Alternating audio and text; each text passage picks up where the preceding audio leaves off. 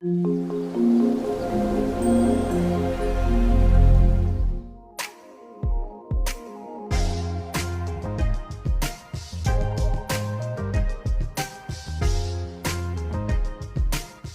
Friends, मैं मनोज कुमार फिर से हाजिर हूँ आपके सामने एक नया कंसेप्ट लेकर के, एक नया क्वेश्चन लेकर के। दोस्तों, जैसा कि प्रीवियस वीडियो के अंदर हमने होस्ट प्रोग्राम को बहुत बारीकी से समझा था, आज बात करेंगे कैसे हम होस्ट प्रोग्राम को क्रिएट करेंगे, कैसे एक कंकरेंट प्रोग्राम को रजिस्टर करके उसमें लिखी हुई सेल स्क्रिप्ट को किसी यूनिक सर्वर के ऊपर किस तरीके से रन करेंगे। तो होस्ट प्रोग्राम, जैसे मैंने पहले भी बताया था कि अपने कंकरेंट प्रोग्राम के थ्रू लिखी हुई सेल स्क्रिप्टिंग को अपने यूनिक सर्वर के ऊपर चलाने को होस्ट प्रोग्राम बोलते हैं ओरेकल ईआरपी के अंदर। तो इसको कैसे क्रिएट करते हैं, कौन कौन से इंपॉर्टेंट स्टेप्स इसको क्रिएट करने से पहले हमें लेने चाहिए, उसकी बात करते हैं। एक बार बोर्ड पे फोकस करते हैं।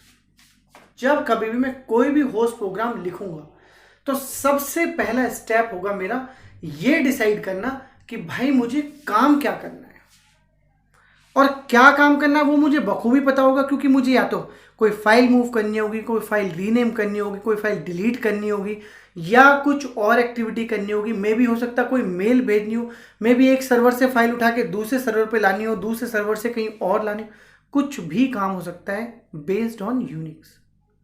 तो जब वो रिक्वायरमेंट मुझे बखूबी पता है तो सबसे पहले उन सारे स्टेप्स को मैं यूज करके बनाऊंगा अपनी एक क्या .prog फाइल।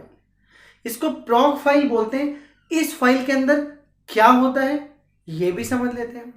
दोस्तों, जो मेरी .prog फाइल होती है इसके अंदर बट ऑब्वियस है, ये मुझ पे डिपेंड करता है कि मुझे कोई इनपुट इसमें देना है कि नहीं देना है। और इनपुट हो गया तो मतलब बात होगी पैरामीटर्स की, मतलब कि जब मुझे इस फाइल को एग्जीक्यूट कराना है या यूनिक्स पे मुझे कोई काम करवाना है तो उस काम के लिए मुझे कोई इनपुट की जरूरत है।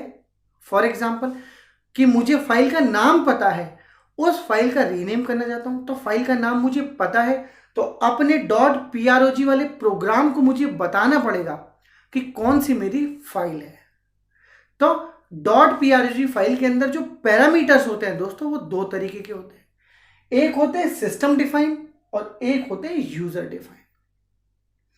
जो .prog फाइल में लिखता हूं उसके अंदर 0 से लेके और दोस्तों 4 तक सिस्टम डिफाइन पैरामीटर होते हैं। जो पैरामीटर आप डालोगे, भले ही वो एक ही पैरामीटर क्यों ना हो, उसका नंबर ऑटोमेटिकली 5 से स्टार्ट होगा आगे की तरफ, 5, 6, 7, 8। लैब में जरूर देखेंगे, अभी कंफ्यूज नहीं होना है। अभी बस सिस्टम डिफाइन यूजर डिफाइन समझिए। अब यहां पे ये और एक इंटरव्यू का क्वेश्चन बन जाता है कि 0 से लेके 4 तक होस्ट प्रोग्राम के अंदर होस्ट प्रोग्राम क्या करता है उन पैरामीटर्स का। दोस्तों, उन 5 पैरामीटर्स को 0, 1, 2, 3, 4 मेरा होस्ट प्रोग्राम उन्हें अपने इंटरनल पर्पस के लिए यूज करता है। 0 पे वो स्टोर करता है क्या, कि कौन सी सेल स्क्रिप्ट चल रही है, उसका नाम क्या है, आपकी फाइल का नाम क्या है, किस पाथ से वो चल रही है। तो ये इंफॉर्मेशन स्टोर करता है वो अपने 0 वाले पैरामीटर के अंदर। फर्स्ट पैरामीटर के अंदर वो रखता है कि एप्स का यूजर नेम और पासवर्ड क्या है। सेकंड पे लगता है किस यूजर की आईडी से वो फायर हुआ है प्रोग्राम, होस्ट प्रोग्राम। थर्ड पे रखता है जिस यूजर की आईडी से मैं फायर हुआ हूं उस यूजर का नाम क्या है। फोर्थ पे रखता है उस कंकरेंट प्रोग्राम, जो होस्ट प्रोग्राम फायर हुआ है उस कंकरेंट प्रोग्राम की रिक्वेस्ट आईडी क्या है। और फिफ्थ से स्टार्ट हो जाते हैं मेरे यूजर डिफाइंड पैरामीटर्स। तो ये तो हुई पैरामीटर्स की बात, किसके अंदर की, .prog फाइल की। उसके बाद जब पैरामीटर की जो डेफिनेशन हम डिक्लेयर कर देते हैं, उसके बाद मुझे अपने प्रोग्राम में क्या करवाना है वो स्टेप्स या वो कोड हम लिखते हैं, जिनको सेल स्क्रिप्ट भी बोलते हैं। तो ये तो हुई मेरी .prog फाइल की डिस्कशन। अब .prog फाइल बन के मेरी रेडी है। अब मुझे क्या करना है, भाई कोड मैं लिख चुका अपनी फाइल के अंदर, अब मुझे करना है उस फाइल को मूव। वो फाइल मैंने कहाँ बनाई, वो फाइल बनाई मैंने अपने लोकल सिस्टम के ऊपर जिस पे मैं डेवलपमेंट करता हूं। उस फाइल को उठाऊंगा, .prog एक्सटेंशन के साथ सेव करूंगा अपने लोकल सिस्टम में, और मूव कर दूंगा कहां पर, कस्टम टॉप। आप समझते होंगे दोस्तों, कस्टम टॉप होता है मेरा यूनिक सर्वर के ऊपर। उस कस्टम टॉप में बिन फोल्डर के अंदर आप इस .prog फाइल को मूव कर देंगे। ठीक है दोस्तों, यहां तक कोई इश्यू नहीं है। फाइल बन गई, फाइल मूव हो गई। थर्ड स्टेप आता है मेरा सॉफ्ट लिंक क्रिएट करना। अब ये सॉफ्ट लिंक है, सॉफ्ट लिंक की ज्यादा डेप्थ में नहीं जाते हैं दोस्तों, इतना समझते हैं कि ये होस्ट प्रोग्राम आप पूरा बना लो, कंकरेंट प्रोग्राम बना लो। आप इसको सबमिट करने जाओगे, ये सबमिट नहीं होगा, सबमिट होगा बट एरर देगा। क्यों? क्योंकि ये एक इसका मैंडेटरी पार्ट है कि जो फाइल आपने मूव करी है बिन डायरेक्टरी में, इस पर्टिकुलर कमांड को यूज करके आपको उसका एक सॉफ्ट लिंक क्रिएट करना होगा। सॉफ्ट लिंक से क्या होगा ये भी मैं आपको बताएगा। जैसे ही आप फाइल मूव करोगे आपको इस डायरेक्टरी में फाइल दिखाई देगी।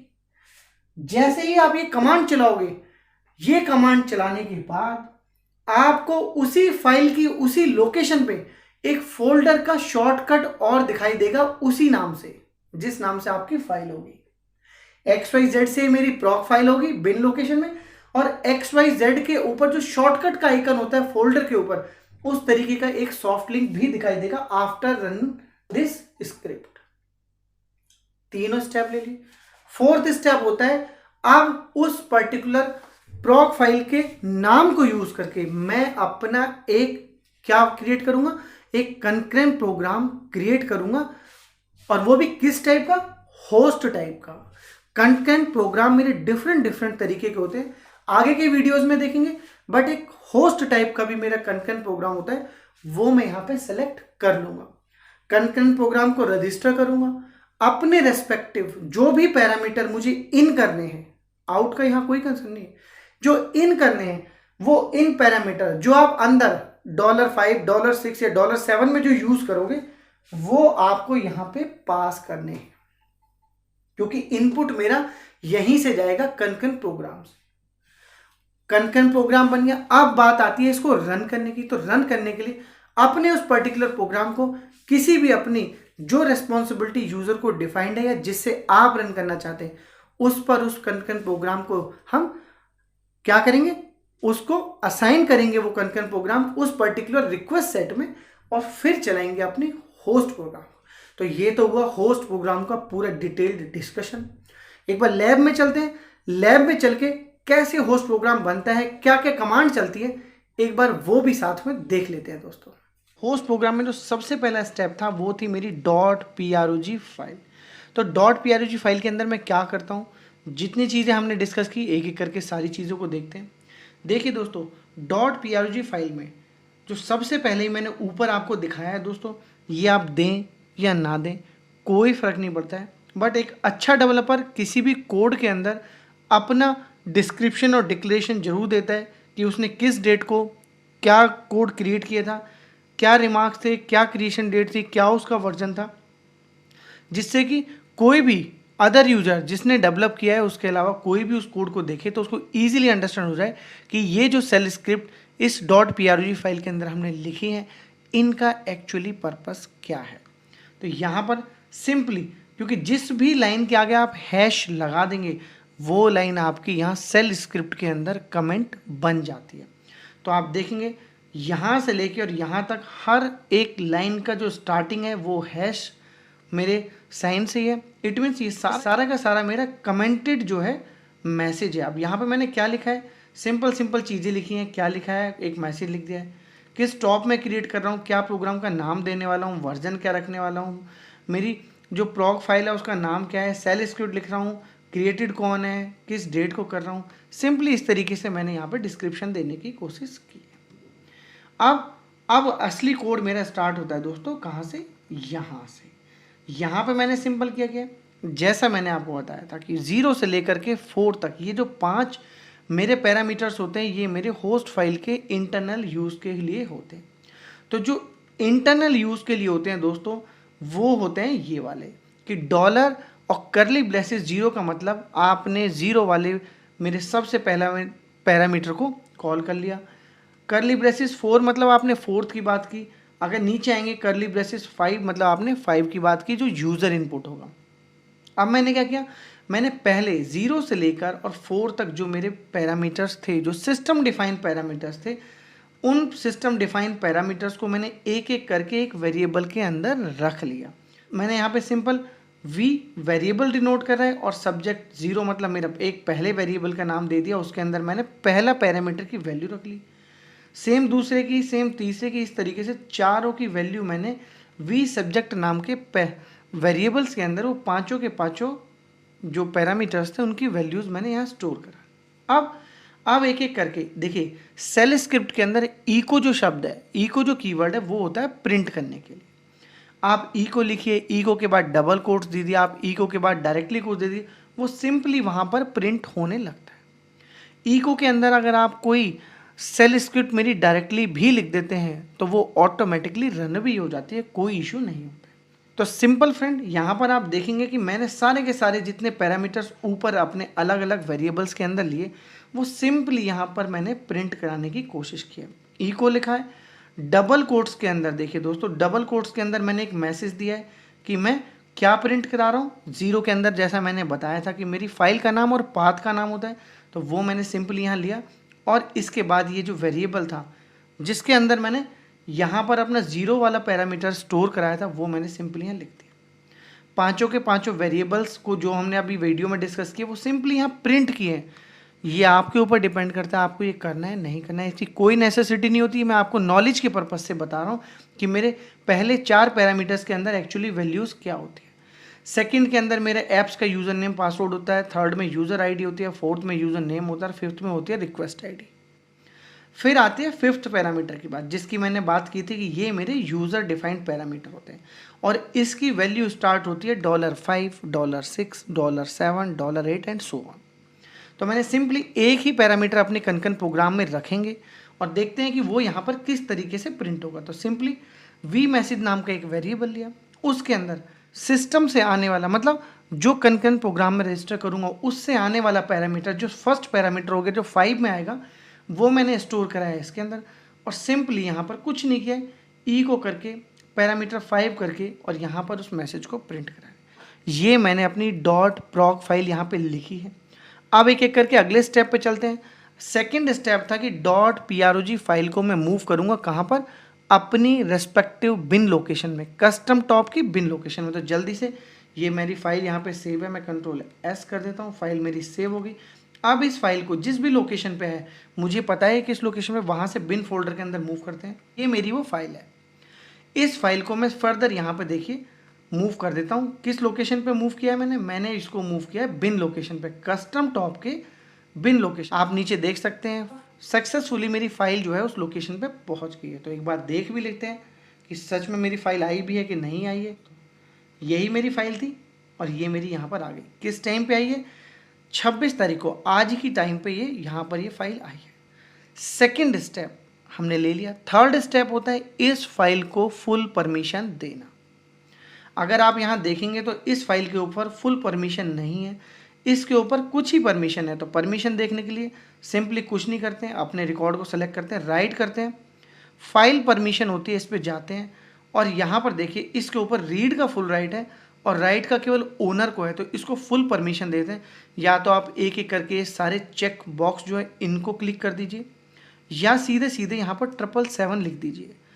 777 का मतलब भी फुल एक्सेस होता है। आप देखेंगे ये यहाँ पर चेंज हो जाएगा। देखिए अब इसको रीड राइट हर लेवल पे फुल एक्सेस हो गया। तो मेरा ये थर्ड स्टेप था जहाँ पे मुझे पूरी तरह से इस फाइल को फुल परमिशन देनी है। अब आते हैं अपने फोर्थ स्टेप पे जहाँ पर मैं क्रिएट करूँगा इसका सॉफ्ट लिंक। अब सॉफ्ट लिंक कैसा होता है, सबसे पहले मैं आपको ये दिखा देता हूँ दोस्तों।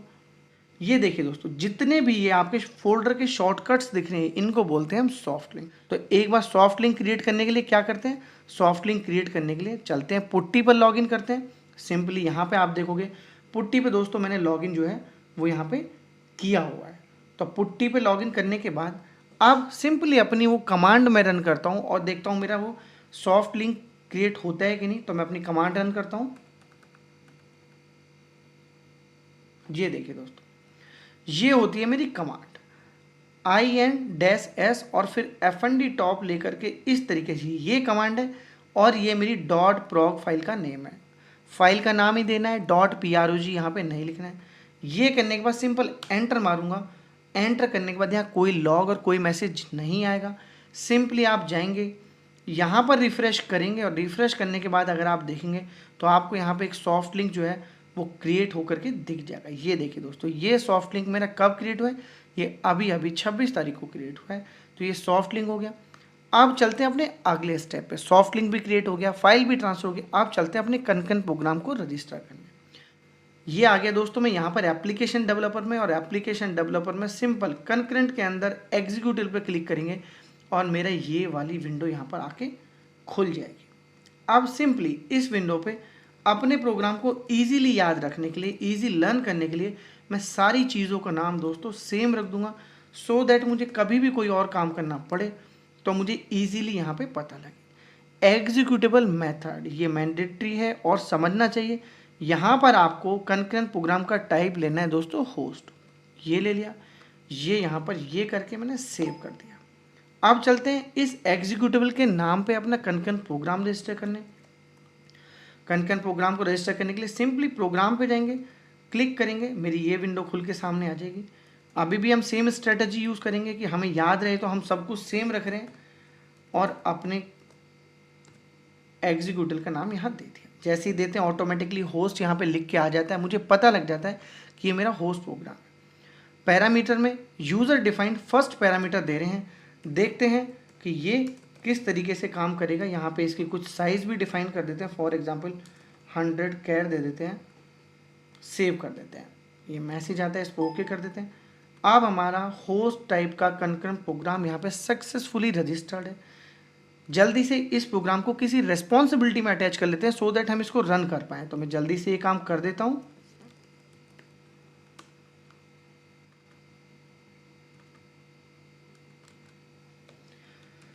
एप्लीकेशन डेवलपर में इसको दे लेते हैं दोस्तों।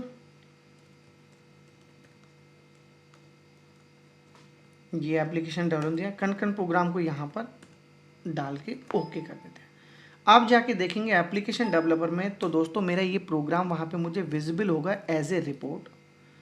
ये मैंने प्रोग्राम का नाम डाला, टैब मारूंगा, सिंपली वो प्रोग्राम दिख जाएगा, साथ में वो विंडो भी खुल जाएगी जो नाम हमें यहाँ देना है। फॉर एग्जांपल मैं यहाँ पे ओरेकल शूटर देता हूँ, देखते हैं कि ये मैसेज प्रिंट होता है कि नहीं। सबमिट करता हूँ, नो करता हूँ, फाइंड करता हूँ, तो देखिए होस्ट प्रोग्राम जो हमने अभी बनाया वो मेरा सक्सेसफुली कंप्लीट है विद ओरेकल शूटर पैरामीटर।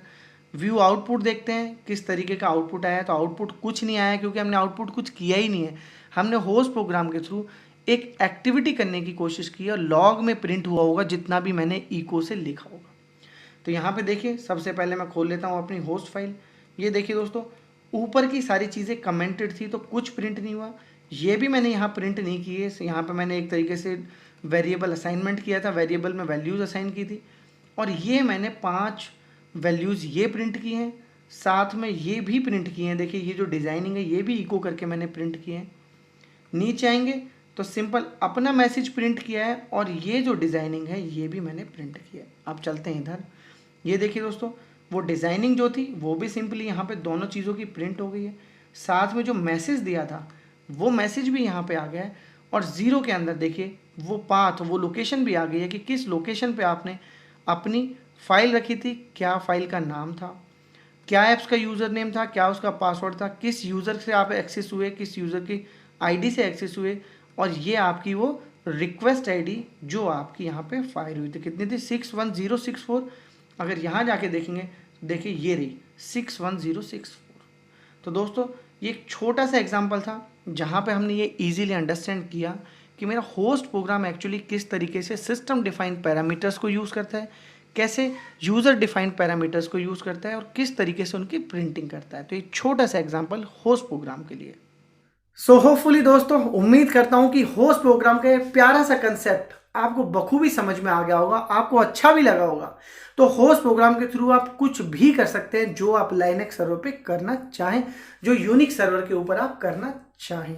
तो दोस्तों अगर एक छोटा सा कंसेप्ट आपको समझ में आया हो, अच्छा लगा हो, तो वीडियो को लाइक कीजिएगा, शेयर कीजिएगा मेरे उन भाइयों के लिए जिनों के लिए होस्ट कीवर्ड नया हो, होस्ट प्रोग्राम का कीवर्ड नया हो या होस्ट प्रोग्राम को और बेहतर तरीके से समझना चाहते हो।